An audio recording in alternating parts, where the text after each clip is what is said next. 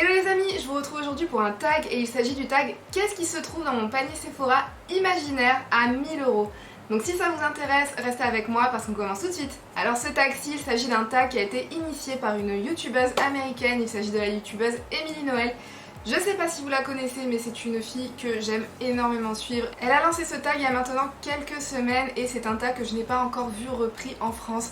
Donc du coup je vais vous expliquer un petit peu le principe de ce tag, même si c'est un tag qu'on voit beaucoup tourner sur les chaînes américaines, donc je pense que vous l'avez plus ou moins vu passer si vous suivez certaines chaînes américaines. Il s'agit en fait de vous présenter quel serait mon panier de rêve. En fait si jamais on me donnait 1000 euros comme ça à dépenser chez Sephora sans avoir à me préoccuper de l'argent en tant qu'objet lui-même, quels sont les produits que je mettrais dans mon panier et que je validerais sans hésiter. C'est un tag que j'ai vraiment trouvé super intéressant parce que, et c'est quelque chose que Emily Noel dit elle-même dans sa vidéo, c'est que dans le monde du make-up, il y a tellement de choses sur le marché, il y a tellement de produits, il y a tellement de marques différentes qu'on peut très bien trouver qu'un produit est d'excellente qualité et qu'il marcherait super bien pour nous, mais ça ne veut pas pour autant dire qu'on a forcément besoin de se le procurer, qu'on peut très bien savoir que ce produit existe mais ne pas le posséder dans notre collection et s'en porter très bien pour autant. Donc c'est pas du tout un tag qui pousse un petit peu à la surconsommation, bien au contraire. Donc j'espère que c'est assez clair pour le principe du tag. Moi je vais vous dire comment un petit peu ça s'est passé. Je suis juste allée sur l'application Sephora et je me suis réalisé un petit panier. Alors au début ça se passait plutôt bien, je me suis dit ah c'est cool, je vais pouvoir mettre pas mal de trucs dans mon panier. D'ailleurs au début je mettais pas mal de trucs. À un moment donné j'ai regardé le montant total et on en était aux 920, 910, 920 euros, quelque chose comme ça. Du coup j'ai fermé l'application, j'ai posé mon téléphone et j'y suis retournée quelques moments plus tard. Et là, il y a eu comme un trou noir en fait. Je sais pas ce qui s'est passé mais d'un coup après quand j'ai regardé le montant final après avoir rajouté quelques trucs, on était à 1400 euros. En plus c'était marrant parce qu'au moment où j'étais en train d'atteindre les 1400 euros, j'avais encore un ou deux produits à ajouter et l'application a complètement bugué. C'est-à-dire que j'arrivais même plus à ouvrir l'application. Donc genre même l'application Sephora elle est en train de me dire stop, stop, arrête tout, c'est bon, ça suffit. Du coup je suis revenue sur mon panier, j'ai essayé de supprimer un petit peu quelques trucs, de faire un petit peu de tri. Donc c'est pour dire que même si on avait un budget super élevé, vraiment hyper élevé, à s'accorder chez Sephora, il y aurait quand même moyen d'exploser complètement même ce budget-ci. Ça m'a fait super rigoler, d'ailleurs même entre temps j'ai reçu un petit mail de Sephora. Vous savez quand vous laissez votre panier toute une nuit sans le valider et que le lendemain vous recevez un mail votre panier vous attend toujours. Non. Non. Un panier à 1400 euros, comment te dire non. Donc du coup trêve de blabla, vous l'avez compris, ce tag c'est un peu une espèce de méga wishlist chez Sephora. Du coup sans plus tarder je vais vous présenter quels sont ces articles qui sont dans mon panier pour un total de 1079 euros. Autant vous dire que la plupart des articles qui sont dans ce panier sont des articles qui ne rejoindront probablement jamais ma collection.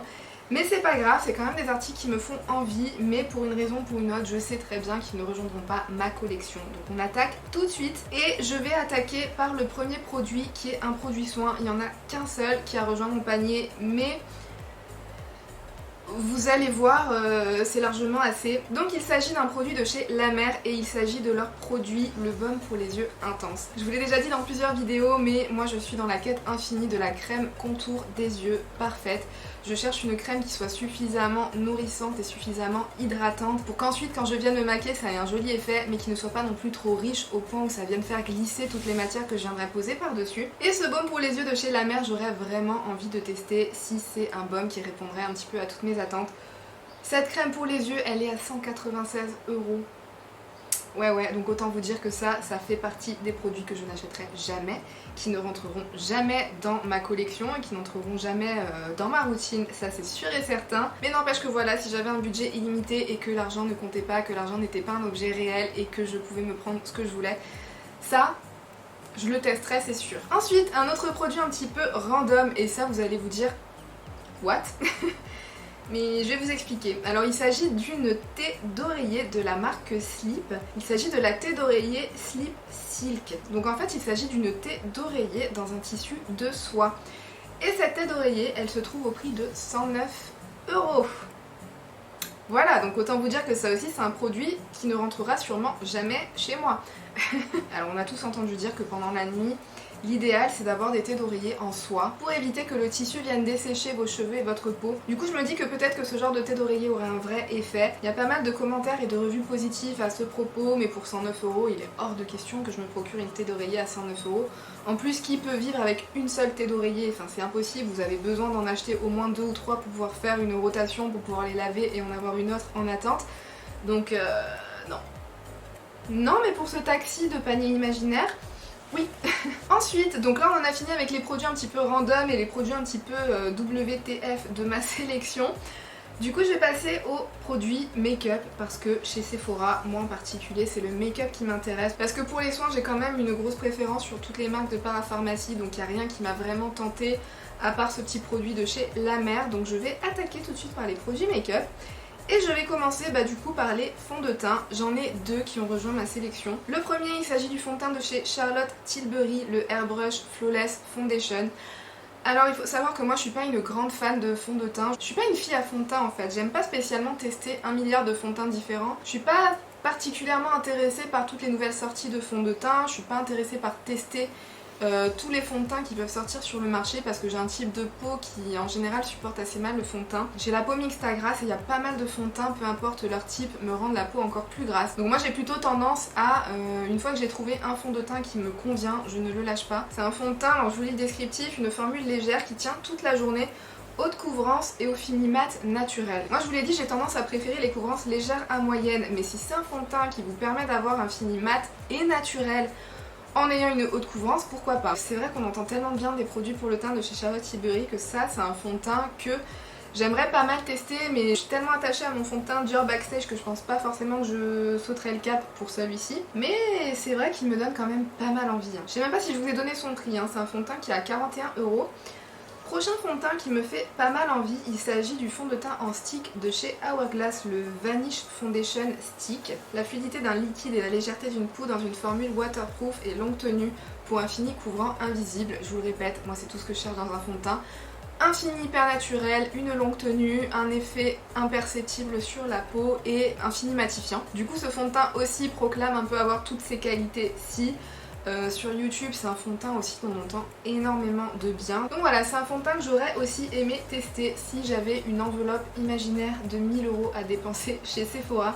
Et c'est un fond de teint qui est au prix de 53 €, donc autant dire que je pense pas non plus que ça sera demain la veille que je craquerai sur ce fond de teint-ci en particulier. Le prochain produit, il s'agit d'un bronzer qui me fait énormément envie. Il s'agit du bronzer de chez Tom Ford. Alors dans mon panier j'ai mis la version small. Vous pouvez trouver deux versions de ce bronzer, une version small et une version un petit peu plus large qui a une plus grande quantité à l'intérieur, mais qui a aussi un prix beaucoup plus grand en termes de quantité.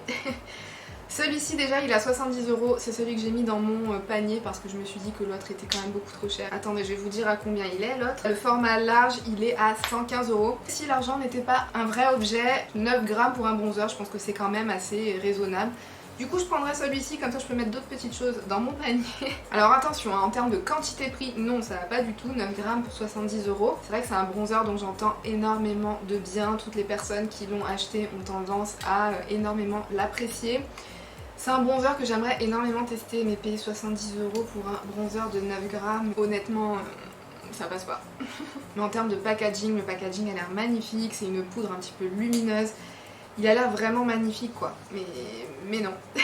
Ensuite en termes de highlighter, on retourne chez Charlotte Tilbury et il s'agit du Hollywood Filter Highlighter Liquide.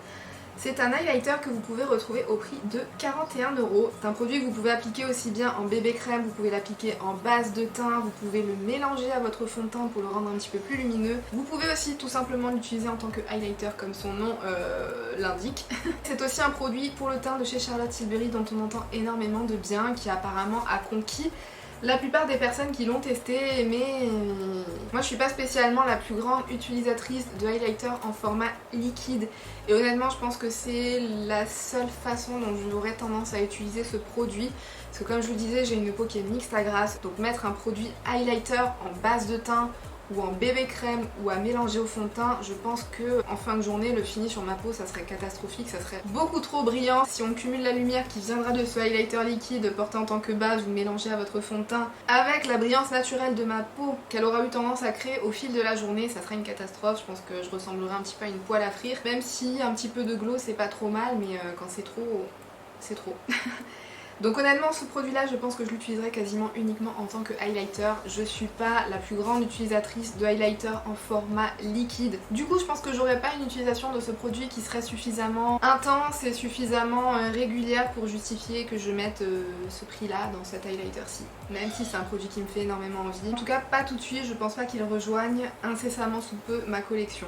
Ensuite un autre highlighter qui se trouve dans mon panier imaginaire de Sephora. Si j'avais un budget illimité à dépenser, il s'agit du highlighter de chez Bobbi Brown. C'est un highlighter qui coûte 49 €. Vous avez beaucoup de highlighters qui sont dans les 40 € de nos jours, mais quand même 49 €, on commence à être vraiment dans une gamme de prix vraiment élevée pour un highlighter. Ça me fait toujours un petit peu mal de mettre ce genre de prix juste pour un highlighter quand je me dis que je pourrais avoir une palette de fard à paupières à la place. Surtout qu'au final les highlighters, quand on commence à en avoir une petite collection, il y en a pas mal que vous pouvez très facilement duper dans votre collection. Pour cette raison, je préfère éviter de mettre des prix hyper élevés comme celui-ci, comme un prix de 49 € pour un highlighter, puisque je me dis qu'au final il aura sûrement plus ou moins le même rendu que certains autres des highlighters que je possède déjà. Donc du coup pour cette raison là, même si c'est un highlighter dont on entend beaucoup de bien, enfin moi en tout cas j'ai entendu pas mal de bien sur cet highlighter, c'est du Bobbi Brown, j'aimerais beaucoup tester un jour du Bobbi Brown. Mais non, je pense que ce produit-ci en particulier ça aurait pas de sens que j'investisse dedans et qu'il rejoigne ma collection. Donc du coup il restera dans mon panier imaginaire et c'est très bien comme ça. Je vais encore arrêter mon blabla et je vais continuer. Il y a encore un dernier highlighter dans ma liste et il s'agit du Face Glow Cream Shimmer de Natasha Denona. De manière générale, Natasha Denona c'est une marque qui est quand même assez qualitative, qui propose des produits de très bonne qualité. Après c'est vrai qu'il y a certains de ces produits qui sont des flops et quand elle sort des flops apparemment ce sont vraiment des gros flops. Mais moi la plupart des produits que je possède de sa marque en général ce sont des produits d'une qualité qui m'a convaincue. Donc c'est vrai que j'aimerais pas mal tester ce produit-ci, mais après c'est un petit peu la même raison que pour le highlighter de Charlotte Tilbury. D'ailleurs il me semble que c'est le même prix, ouais c'est exactement le même prix, 41 € aussi. C'est pas un format, les formats stick comme ça, c'est pas les formats vers lesquels j'ai le plus souvent tendance à me retourner. Je vous l'ai dit juste avant, moi les highlighters que je préfère en règle générale c'est les formats poudre, ça c'est le top de ma préférence. Ensuite je préfère les highlighters en format crème. Après quand je vous dis crème, je parle plutôt des highlighters style les Super Shock de chez Colourpop par exemple, ça c'est un format crème que j'aime beaucoup. J'aime aussi le dernier highlighter de chez Becca, vous savez le Ignite qui est dans un flacon pompe. Donc du coup oui cet highlighter-ci aussi c'est un format crème, mais c'est pas le format d'highlighter crème que je préfère utiliser. C'est un petit peu compliqué mais je pense que vous voyez ce que je veux dire. Les formats stick, j'ai tendance à penser que ce sont des formats qui sont assez compliqués à utiliser et c'est vraiment pas ce que je préfère utiliser. Je sais que s'il rejoint ma collection, je l'utiliserai 2-3 fois pour le tester et qu'ensuite je l'oublierai dans un coin, donc du coup c'est pareil. Il restera dans mon panier imaginaire. On a déjà fini pour le teint? J'ai pas mis de blush? Ah si quand même, j'ai mis un blush. Je me disais, s'il n'y a pas de blush dans ma super wishlist imaginaire, c'est qu'il y a un problème. Donc il y a bien un blush dans ma sélection pour mon panier imaginaire à 1000 € chez Sephora et il s'agit du blush Cheek Color de chez Tom Ford. Encore du Tom Ford, oui, je trouve que Tom Ford c'est une marque avec des packaging qui sont vraiment super beau. Ça correspond tout à fait au genre d'esthétique que j'aime, c'est du blanc, du gold, du noir un petit peu laqué. C'est tout ce que j'aime en termes de packaging. Tom Ford et Charlotte Tilbury en termes de packaging dans les marques de luxe, c'est vraiment ce qui me parle le plus je pense. Moi j'ai choisi la couleur 02, la couleur Love Lust. La couleur Love Lust c'est un rose chaud, c'est un petit peu un rose abricoté avec des nacres à l'intérieur, c'est un blush avec un fini lumineux. Le peu que j'en ai entendu parler, j'en ai entendu pas mal de bien aussi après. Je me rends bien compte que c'est le genre de blush dont on peut aussi posséder déjà pas mal dans notre collection, le même genre de couleur. Donc je sais très bien que ça n'aurait aucun sens que je me procure ce genre de blush à 62 €. Les blushs j'aime en avoir plusieurs, j'aime pouvoir les alterner, j'aime pouvoir tester différentes textures, différentes finis, différentes marques. Je pense que ce genre de blush-ci c'est quand on aime un petit peu des produits luxe et qu'on a tendance à utiliser la même couleur de blush tous les jours au quotidien, que c'est votre quasiment seul et unique blush. Dans ces cas-ci je pense que oui ça peut avoir un sens, mais sinon non, je pense qu'on peut trouver autre chose qui fera aussi bien le job dans des gammes de prix beaucoup moins chères. Le packaging il est vraiment magnifique quoi. Je pense que dans tous les produits de luxe que je suis en train de vous présenter, le packaging a quand même joué une grande partie dans le fait qu'ils aient rejoint ma sélection. Et du coup maintenant on va attaquer avec ma partie préférée dans le make-up. Je vous laisse deviner, je pense que vous l'avez déjà deviné. Il s'agit des palettes de fard à paupières. Je suis une grande fan de palettes de fard à paupières, je pense que vous commencez à le savoir si vous me suivez depuis un certain temps sur ma chaîne. Je suis aussi une très grande fan de blush, de highlighter, de rouge à lèvres, de tout ça. Mais je pense que les palettes de fard à paupières c'est ce que je préfère le plus dans le make-up. Du coup il y a quand même pas mal de petites palettes qui ont rejoint ma sélection. Pas tant que ça parce que les prix sont quand même assez élevés, hein, donc je peux pas tout mettre. Du coup je me suis cantonnée à des palettes de marques que j'aimerais énormément tester mais dont le prix me freine énormément. Et aussi du coup si vous avez vu pas mal de mes wishlist anti-haul, je pense que vous vous doutez pas mal de quelles marques vont se retrouver là-dedans. En premier forcément Charlotte Tilbury. Charlotte Tilbury, je l'ai souvent répété, je trouve que ces fards à paupières sont très chers. Alors oui vous êtes beaucoup à me dire que la qualité des fards de Charlotte Tilbury est très bonne, mais j'ai tendance à me dire que c'est des couleurs qui sont peut-être un petit peu trop passe-partout, c'est des couleurs qu'on peut retrouver dans d'autres choses. Après vous allez me dire, quasiment toutes les couleurs qu'on retrouve dans les palettes de fard à paupières de nos jours, on peut retrouver la même chose dans d'autres palettes, c'est sûr, mais je sais pas pourquoi Charlotte Tilbury pour ce prix là. J'aurais aimé qu'il y ait un petit truc en plus. Natasha Denona, souvent dans ses palettes de fard à paupières, elle a une sélection de couleurs qui est vraiment très originale. Elle a des fards qui sont vraiment propres à elle, qui contiennent des reflets à l'intérieur ou des textures qui sont vraiment différentes. Je trouve que très souvent ces couleurs ont un truc en plus. Donc du coup pour Natasha Denona oui. Mais Charlotte Tilbury j'ai pas l'impression que c'est le cas. Charlotte Tilbury j'ai l'impression que c'est un petit peu plus banal. Après certaines de ces palettes, il y en a quand même, notamment celle-ci. Et il s'agit donc de la Charlotte Darling. Je trouve que la palette est vraiment plutôt complète, je la trouve même très complète. Ce format-ci qui contient 6 fards, je trouve que on est pas mal en termes de format, je trouve qu'on est pas mal en termes de sélection de teintes, je trouve qu'on a tout ce qu'il faut à l'intérieur et les couleurs choisies, c'est aussi un thème qui est super joli. Donc si je devais craquer sur l'une des palettes de fard à paupières de Charlotte Tilbury pour découvrir un petit peu sa marque, ça serait la Charlotte Darling qui est à 54 €. Ensuite, j'en parlais juste avant, mais il y a une palette aussi de Natasha Denona qui rejoint ce panier et il s'agit de la palette Biba, qui est à 113 €. C'est une palette dont on a énormément entendu parler, c'est apparemment l'une des meilleures palettes de Natasha Denona quasiment à l'unanimité. Mais moi quand je la regarde comme ça, je sais pas, j'ai pas l'impression que c'est une palette qui est nécessairement faite pour moi. Moi déjà je trouve qu'il manque un petit peu de fard métallisé à l'intérieur. Je suis quelqu'un qui utilise tous les jours des fards métallisés, je ne peux pas faire un maquillage sans le finir avec un fard métallisé. Du coup j'aime bien que dans mes palettes de fard à paupières il y a un ratio entre les métallisés et les mats qui sont assez équilibrés. Dans cette palette-ci il n'y a que 3 fards métallisés et je vais pas vous mentir, c'est la raison principale pour laquelle je n'ai pas encore passé le cap pour cette palette de Natasha Denona, même si elle me fait énormément de l'œil. Je trouve que la sélection de mat à l'intérieur est vraiment très bien réussie. La sélection de couleurs en général à l'intérieur est vraiment très bien réussie, mais si elle avait rajouté un ou deux métallisés ou irisés en plus à l'intérieur, là j'aurais dit oui sûrement, avec un code promo bien sûr. Mais là comme ça en tout cas, non. Mais du coup, dans mon panier imaginaire où on me donnerait une enveloppe de 1000 € que je pourrais dépenser comme ça, il y aurait la Biba dans mon panier sans hésiter. Ensuite, j'ai 2 derniers produits dans mon panier. Les deux sont de la même marque, les deux sont des palettes de fard à paupières de la même marque. Et à ce stade, je me demande si vous avez deviné ou non de quelle marque je parle et de quelle palette je parle. Si c'est le cas, n'hésitez pas à mettre la vidéo sur pause tout de suite et me mettre dans les commentaires quelle est la marque dont vous pensez que je vais vous parler là tout de suite. Pour celles qui auront trouvé, bravo à vous, il s'agit de la marque Pat McGrath, forcément. Alors Pat McGrath, je vous l'ai dit dans plusieurs vidéos, c'est une marque que j'ai énormément envie de tester. On entend tellement parler de ces fards avec des finis si particuliers, de ces mats qui sont tellement incroyables à travailler, de ces fards à effets spéciaux qui donnent vraiment un effet extraordinaire sur la paupière. Enfin, on entend tellement de bonnes choses, notamment de ces palettes Mothership dans le format de 10 fards à paupières.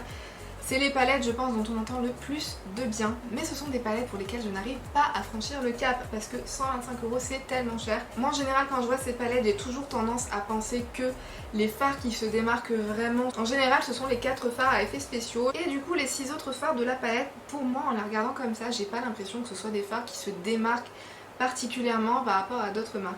Après peut-être que je me plante complètement et c'est pour ça que dans ma tête, dans un coin de ma tête, j'ai toujours cette envie de tester ces palettes Mothership. Peut-être qu'un jour il y aura une de ces Mothership qui me fera tellement flasher que je me la procurerai, mais en tout cas pour l'instant c'est pas le cas. Mais si jamais je pouvais avoir cette enveloppe imaginaire de 1000 € à dépenser comme ça sans hésiter, j'ai sélectionné 2 de ces palettes Mothership que j'aimerais énormément tester tout simplement. Il s'agit de la Mothership 5. Je pense que la Mothership 5 c'est la Mothership la plus célèbre et la plus populaire de sa marque. Forcément c'est l'une des Mothership qui a une color story la plus, je dirais, un petit peu passe-partout. C'est la color story qui contient le genre de fard dont les couleurs parlent un petit peu à beaucoup de monde. Et en ce qui concerne les 4 fards à effets spéciaux, je trouve qu'elle les a vraiment super bien choisis. Il y a quand même une deuxième Mothership qui me fait pas mal de l'œil. Et il s'agit de la Mothership 7, la Divine Rose. C'est pareil en fait, c'est un petit peu le genre de couleurs qui sont très faciles à porter au quotidien. Ce sont aussi je pense des couleurs qu'énormément de gens peuvent apprécier porter et avoir dans leur collection. On est toujours dans du neutre, mais dans du neutre un petit peu plus rosé, dans du neutre un petit peu plus mauve. C'est un petit peu plus féminin et un petit peu plus délicat que la Mothership 5. Donc du coup voilà, ça serait les 2 Mothership qui me feraient énormément envie. Et si jamais l'argent n'était pas un objet et que j'avais une enveloppe de 1000 € à pouvoir dépenser sans compter chez Sephora. Ces palettes-ci, ça ferait partie je pense des tout premiers articles qui rejoindraient mon panier. Avec tous les articles que je viens de vous présenter, on en est à 1079 €. C'est énorme. C'est énorme. Je pense que la plupart de ces produits qui sont dans ce panier, qui sont du coup dans cette wishlist imaginaire, ne rejoindront sûrement jamais ma collection. Mais c'est quand même beau de rêver, non? Après comme je vous disais, j'aurais facilement pu rajouter pas mal de petites choses. Comme vous l'avez constaté, il n'y a aucun produit pour les lèvres dans ce panier-ci. Je pense que les produits pour les lèvres qui auraient rejoint un petit peu ce panier imaginaire, ça aurait été les rouges à lèvres en raisin, les Matte Révolution de chez Charlotte Tilbury, il y a pas mal de couleurs qui me font envie, et des rouges à lèvres aussi en raisin de chez Pat McGrath. Mais après je me dis que les rouges à lèvres c'est des choses vers lesquelles j'ai un petit peu plus tendance à me laisser craquer, parce que même si le prix reste quand même assez élevé, les rouges à lèvres sont entre 30 et 35 €, donc ça reste quand même des produits que sur un malentendu avec un code promo je pourrais peut-être me laisser tenter. Mettez-moi dans les commentaires quels sont vos produits à vous qui rejoindraient votre panier imaginaire chez Sephora si l'argent n'était pas un objet, qu'on vous donnait une enveloppe de 1000 € à dépenser chez Sephora. Si jamais cette vidéo vous a plu, n'hésitez pas à la liker et à cliquer sur l'une des vidéos qui s'affichent sur votre écran si jamais vous avez envie de voir encore plus de contenu beauté en ma compagnie. Et sur ce, moi je vous fais d'énormes bisous et je vous dis à bientôt dans une prochaine vidéo. Bye!